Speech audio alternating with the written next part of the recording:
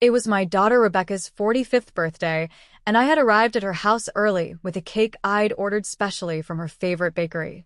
It cost $200, but for my only child, nothing was too expensive.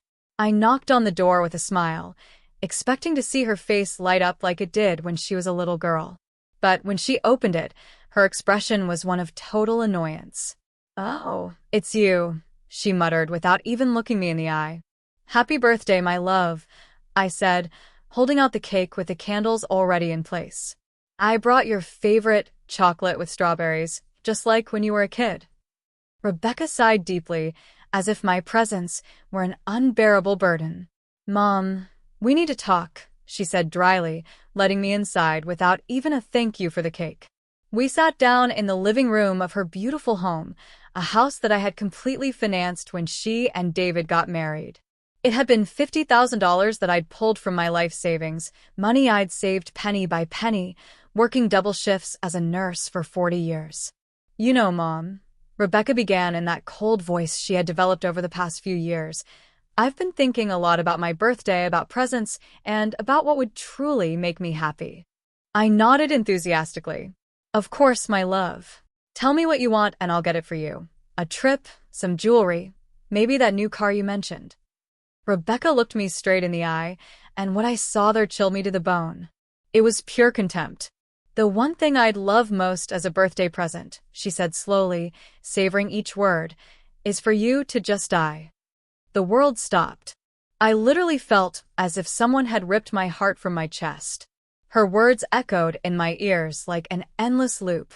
My daughter, my own daughter, had wished for my death as a birthday gift. What? "What did you just say?" I managed to whisper, feeling tears welling up in my eyes. "You heard me," she continued, with a coldness that cut through me like knives. "I'm tired of you, Mom. Tired of your constant calls, your unexpected visits, of you always being here bothering me. My life would be so much easier and happier if you would just disappear." My hands were shaking uncontrollably. 72 years of living, 45 years of being her mother, and I never, ever thought I would hear those words come out of her mouth. "Rebecca," I managed to say between sobs, "I'm your mother. I've given you everything. I've sacrificed everything for you." "Exactly," she interrupted, standing up from the sofa. "And that's why you're suffocating me. I can't breathe with your constant presence. I need freedom. I need you to let me live my life without your drama and your emotional needs." The $200 cake was still in my hands, the candles beginning to melt. Everything I had dreamed for that day, hugs, laughter, maybe a family dinner, vanished like smoke. "But, honey," I tried one more time, "I want to be close to you, to be a part of your life. You're all I have." "And that's exactly the problem," she replied, crossing her arms. "The fact that I'm all you have. Go get a life of your own, and leave me alone." I got up from the sofa, my legs trembling, carrying that cake that now felt like a mockery. "I can't believe you're saying this to me," I murmured. "After everything I've done for you." "Everything you've done?" She laughed sarcastically. "Mom, everything you've done has been for your own benefit, to feel needed, to have control over my life. But I'm not a little girl anymore." I walked toward the door, feeling as if each step was costing me years of my life. As I reached the threshold, I turned one last time, hoping to see some regret in her eyes, some sign of the sweet little girl she once was.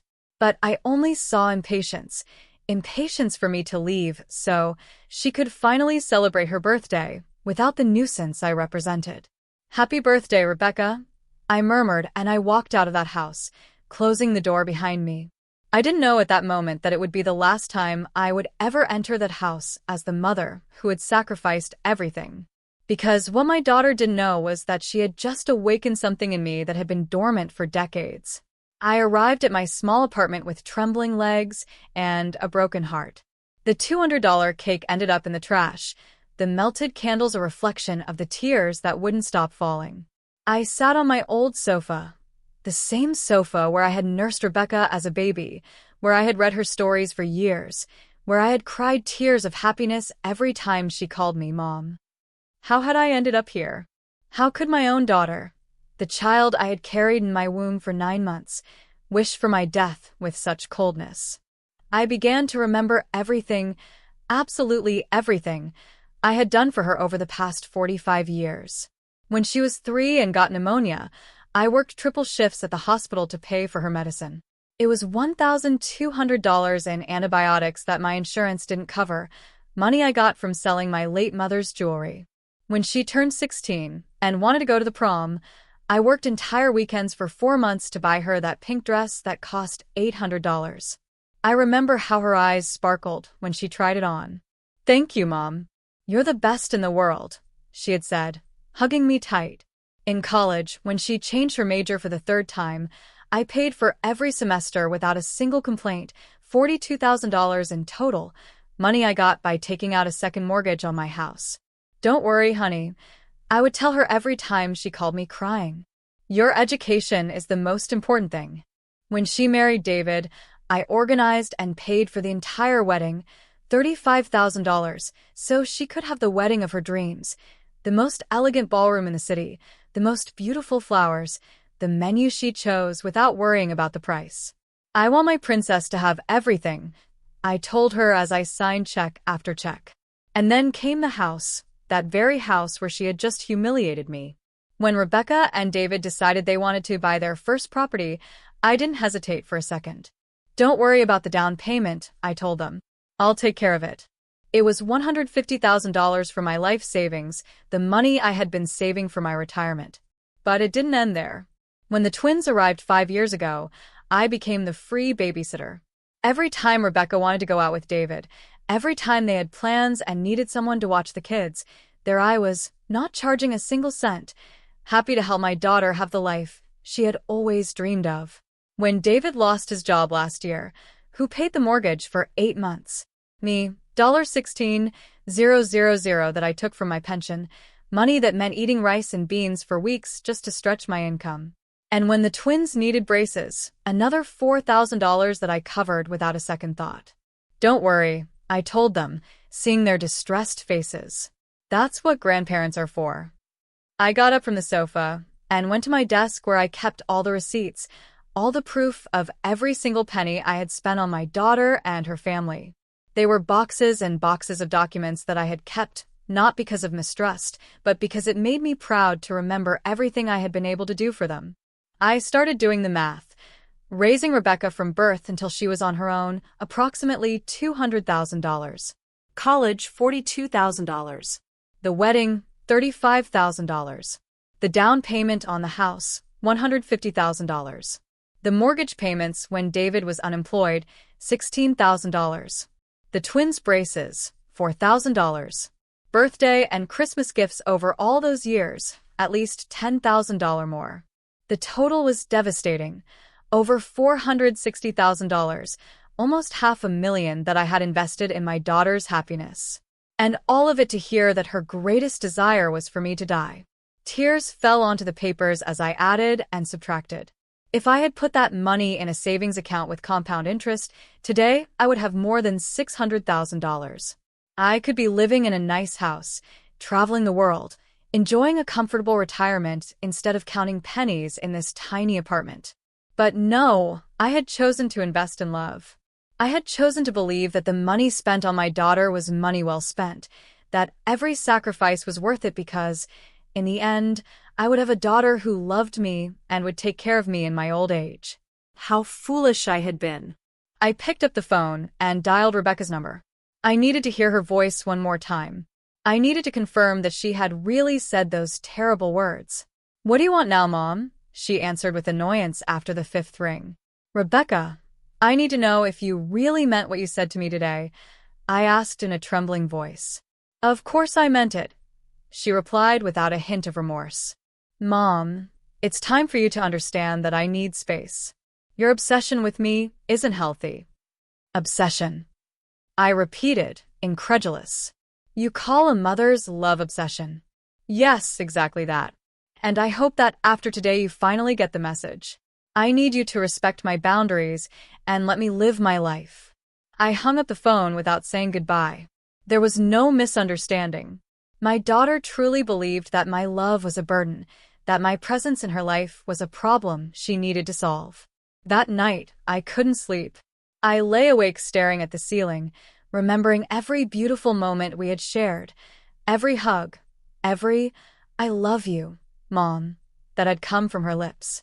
Had it all been a lie, or had I simply raised a daughter who had become so selfish that she couldn't see beyond her own needs? At 3 o'clock in the morning, something changed inside of me. The sadness began to transform into something different, into anger, into indignation, into the clear understanding that I had been used, manipulated, and discarded like a used tissue. My daughter wanted me to die. Well, maybe it was time to give her exactly what she asked for. The next day I woke up with a mental clarity I hadn't experienced in years. The sadness had given way to something more powerful: determination. If my daughter wanted me to disappear from her life, I would, but not in the way she expected. I put on my best clothes and went out with a defined purpose. First stop, the bank where I had a joint account with Rebecca for her house's emergency expenses, an account I had opened just in case, and into which I had deposited $20,000 for any unforeseen events. "Good morning, Mrs. Johnson," greeted the manager, Mr. Martinez, who had known me for years. "How can I help you today?" "I want to close joint account number 45872891, I said with a smile that he interpreted as kindness but which was, in reality, pure vengeance. "Are you sure?" "That account has a considerable balance of $20,000, he warned, checking his computer screen. "Completely sure. I want to transfer all of that money to my personal account," I replied, signing the papers with a steady hand. Seeing those $20,000 returned to my personal account gave me a satisfaction I hadn't felt in years. It was only the beginning. Next up, the mortgage loan office. During the past year, when David was unemployed, I had co-signed their mortgage. That meant that if they couldn't pay, the responsibility fell on me, but it also meant that I had rights to that property. "Mrs. Johnson," the loan officer, Ms. Williams, greeted me. "What brings you here?" "I want to review the mortgage contract where I appear as a co-signer," I explained. "I need to understand exactly what my rights and obligations are." While she looked for the documents, I remembered the day I signed those papers.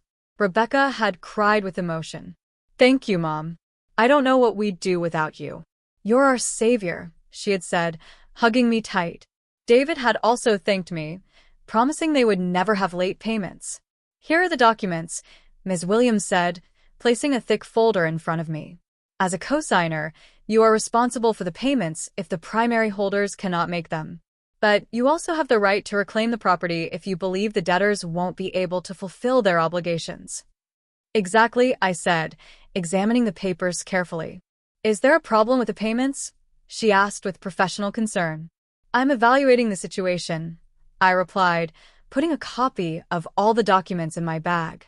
"What would I have to do if I decided to exercise my rights as co-signer?"